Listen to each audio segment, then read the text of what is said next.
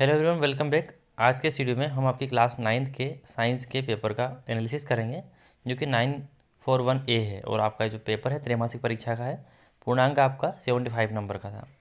यहाँ पर आप सभी मिला लीजिए कि आपके कितने ऑब्जेक्टिव टाइप के क्वेश्चन जो है सही हुए और कितने गलत हुए हैं। तो यहाँ पर हम स्टार्ट करते हैं सही विकल्प के साथ में। पदार्थ की वह अवस्था जिसमें आयतन तो निश्चित होता है परंतु द्रव्य का आकार नहीं, तो उससे पदार्थ की वह अवस्था वो द्रव होती है।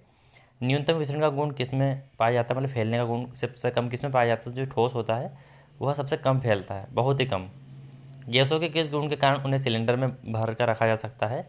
तो संपीड़ितता का, यानी उनको प्रेशर दाब देकर एक जगह कंप्रेस करके किसी भी चीज़ में भरा जा सकता है, इसलिए वो फिर उसके बाद में द्रव रूप में आया। जैसे कि हमारा सिलेंडर एलपीजी गैस, वो भी गैस अवस्था में होती है, उसके बाद उसको दबाकर उस पर दाब लगाकर संपीड़ित करके उसको सिलेंडर में भर दिया जाता है। पदार्थ की कुल कितनी अवस्थाएं होती है? तो 3 होती है। ठोस, द्रव, गैस आप सभी जानते हैं। दो या दो से अधिक पदार्थों का समांगी मिश्रण विलयन कहलाता है। विलयन मतलब इस तरह से मिल जाना कि आप देख नहीं पाते उसमें से किसमें क्या दो चीज़ें मिली हुई है, आपस में इस तरह से घुल जाती है। मान सकते हैं जैसे कि शक्कर का पानी में घुल जाना, एक बार घुलने के बाद में पता नहीं चलता कि कौन सी शक्कर और कौन सा पानी है। विलयन का वह घटक जो दूसरे घटक को विलयन में मिलाता है उसे विलायक कहते हैं। निम्न में से कौन अधातु है? तो ब्रोमियम जो है वह अधातु, बाकी सोना, लोहा, चांदी सब धातु है। यौगिक के गुण उसमें निहित तत्वों के गुणों से भिन्न होते हैं। अब यहाँ पर रिक्त स्थान की पूर्ति पर आ जाइए। कोशिका का मस्तिष्क केंद्रक को कहा जाता है, यानी उनका जो केंद्रक होता है वही उसका मस्तिष्क होता है। एक कोशिकीय जीव का उदाहरण अमीबा है। पौधों की पत्तियों में पाए जाने वाले हरे रंग का वर्णक क्लोरोफिल होता है, उसका नाम क्लोरोफिल होता है। पौधों की पत्तियों में पाए जाने वाले छिद्र जिनमें गैसों का आदान प्रदान होता है, रंध्र कहते हैं, यानी छिद्र होते हैं बारीक बारीक, उनको रंध्र कहते हैं, जिनके माध्यम से गैसों का आदान प्रदान होता है। वे ऊतक जो निरंतर विभाजित होते रहते हैं उन्हें विभज्योतक कहते हैं, विभज्योतक कहा जाता है। लाल रुधिर कणिकाओं का जीवन काल 120 दिनों का होता है। आरबीसी की बात हो रही है यहाँ पर। प्रकाश संश्लेषण की क्रिया में गैस निकलती है तो ऑक्सीजन गैस निकलती है। अब यहाँ पर एक वाक्य में आपको उत्तर देना है। जल का क्वथनांक कितना होता है? तो 100 डिग्री सेल्सियस होता है, जिसमें पानी उबलने लगता है। एक विलयन जिसमें विलेय पदार्थ की मात्रा संतृप्त स्तर से कम हो तो वह क्या कहलाता है? असंतृप्त विलयन।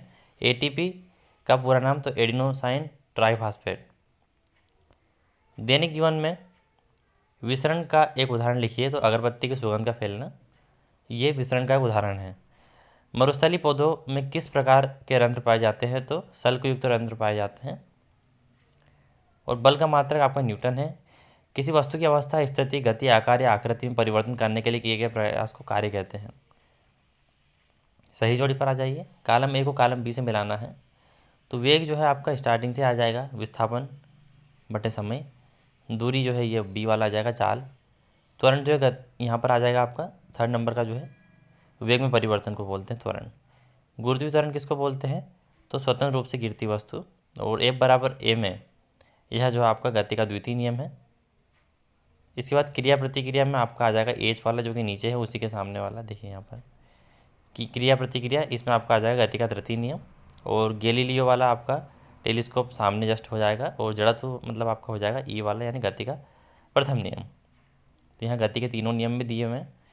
अब यहाँ पर एक क्वेश्चन आंसर थे आपके, गलनांक किसे कहते हैं, गर्मियों में किस तरह के कपड़े पहनने चाहिए? तो वाइट कपड़े पहनने चाहिए, जिससे कि जो उष्मा का अवशोषण वो कम हो पाता है और हमें कम गर्मी लगती है, और प्रकाश का परावर्तन उसमें ज़्यादा हो जाता है। तो यहाँ पर गुप्त ऊष्मा किसे कहते हैं? विस्मांगी मिश्रण, मिश्र धातु किसे कहते हैं? सामान्य हिसाब से प्रश्न थे। आई होप आपका पेपर काफ़ी अच्छा हुआ होगा। आप कमेंट करके जरूर बताइए कि आपके कितने ऑब्जेक्टिव टाइप के क्वेश्चन में गलत हुए हैं और कितने आपके सही हुए हैं, और आपका पेपर कैसा गया है। मिलता हूँ दोस्तों आपसे अलग इन्फॉर्मेटिव वीडियो में। इंग्लिश की तैयारी के लिए आप चैनल को सब्सक्राइब करके रख लीजिए, जिससे कि आपकी इंग्लिश की तैयारी में बेहतर तरीके से करवा सकूँ। मिलता हूँ अलग वीडियो में, तब तक के लिए टाटा बाय बाय।